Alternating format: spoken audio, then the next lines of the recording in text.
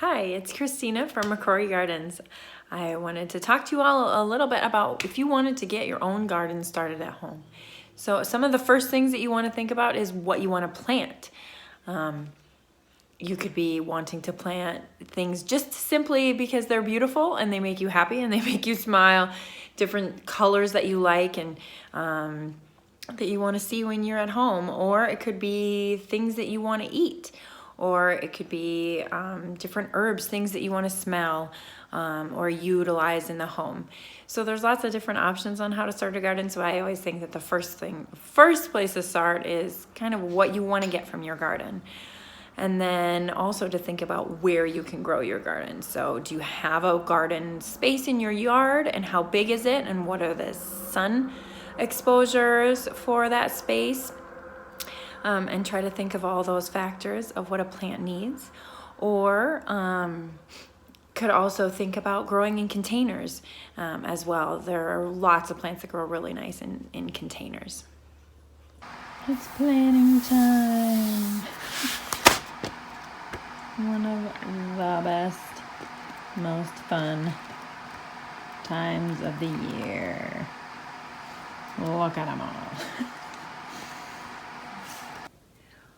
What's your favorite food? What's my favorite food? My favorite food, pizza, breadstick,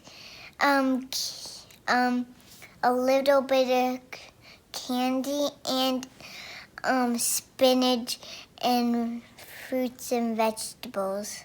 Ooh. And healthy stuff. What fruits and vegetables do you like? I like peas. I like berries. I like all types of healthy stuff. Oh, and a little bit of junk, just a tiny bit. Of what? Tiny bit of junk. Of junk? So now that we've kind of dreamed of what we'd love to plant, and we have kind of thought of a location that we could plant our garden in, whether it be containers or a space in our yard, now it's kind of time to more plan. And so maybe even drop a little sketch of your garden and look at what you can fit there, what kind of space there is. If you're growing edibles, how much your family might actually eat, different things like that to consider, so that you have a really well planned out garden that really helps you have success with your garden so that you enjoy it. So now it's time to think about the actual planting and having the supplies that you need on hand. One thing to look for is something that you can plant your seedlings in. I found that these little egg crates actually work really nice to start seeds in. So if you have some of those around, those will work really nice. You can just fill it with what they have. It doesn't have to be this exact kind, but you want a seed starting mix in particular to start your little seedlings. Fill your little egg crates, and then your different seeds that you have, and your seeds should have instructions on the back too that give you some hints on how deeply to plant them, if they need sun right away, and different requirements like that. So another thing that you look for on some of your seed packages is instructions of when to plant them. Some of them might actually just tell you how to start them out in the garden itself. Put it out in the full sun after danger of frost in spring.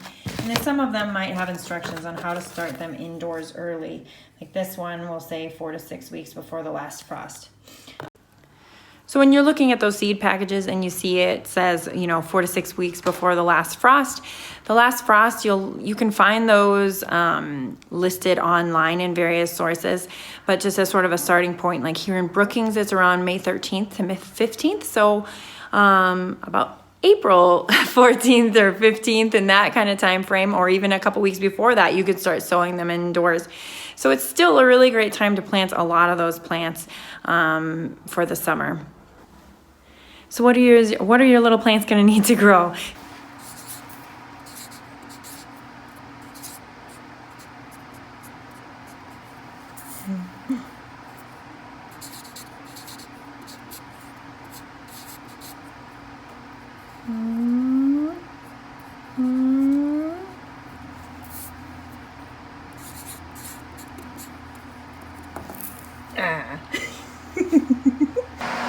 So here's some more little baby plants growing under their little grow lights. Another nice thing to have on hand is tags. It's really nice to make, keep track of the different things that you're planting with different tagging materials. Then if you need them to get a little bit bigger before you plant them out, you can plant them in a little bit bigger containers like this if you have any things like that on hand. And if you are going to transplant them bigger before you plant them out in your garden, you might want to have some different potting mix, like your Miracle-Gro potting mix works really nicely because it has that fertilizer mixed right in with it.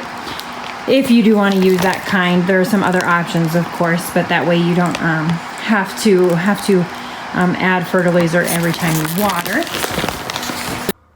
So when you're putting your plants outdoors, one thing that we like to do at the gardens, and I like to do at home, is at that average last frost date around that May 13th to 15th time frame is actually then check the weather 10 days out, that 10-day forecast, and look and see then if there's any frosts. And if there isn't, then you'll feel a little safer about putting your plants out without that danger of frost.